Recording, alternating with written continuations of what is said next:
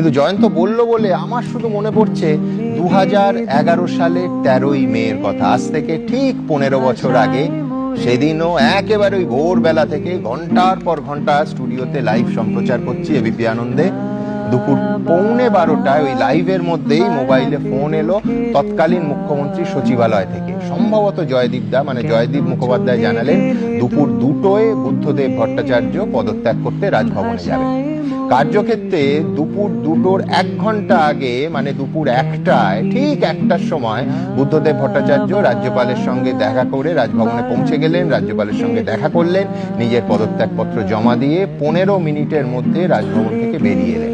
ABP আনন্দের live সম্প্রচারে ঠিক সেই মুহূর্তটা একটু নস্টালজিক হতে মাঝে মাঝে ভালোই লাগে। দেখে নি। 2টোয় বলেছিলেন মুখ্যমন্ত্রী সচিবালয়, তার আগেই পদত্যাগ করলেন মুখ্যমন্ত্রী বুদ্ধদেব ভট্টাচার্য, যিনি যাদবপুর থেকেও জিততে পারেননি। প্রায় 11,000-এরও বেশি ভোট তিনি পিছিয়ে রয়েছেন।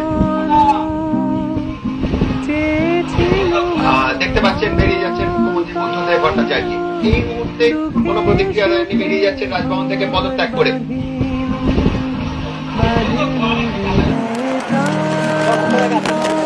আচ্ছা, ভেতরে কি হয়েছিল? রাজ্যপাল বুদ্ধদেব ভট্টাচার্যকে অনুরোধ করেন নতুন সরকার গঠন হওয়া অবধি বুদ্ধবাবু যেন ওই তদারকি সরকারটা চালান। বুদ্ধবাবু মেনে নেন।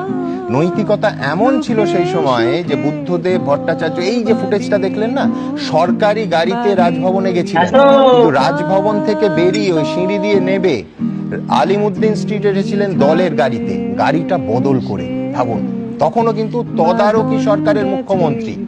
এই সৌজন্যের বৃত্তটা সম্পূর্ণ হয় রাজভবনে মমতা বন্দ্যোপাধ্যায়ের শপথ গ্রহণ অনুষ্ঠানে বুদ্ধবাবু উপস্থিত হলেন। সেইখানে সঙ্গে বামফ্রন্টের চেয়ারম্যান বিমান বসু এবং প্রাক্তন অর্থমন্ত্রী অসীম দাশগুপ্ত। দেখুন সেই মুহূর্তের ছবি। ভাষায় মোরে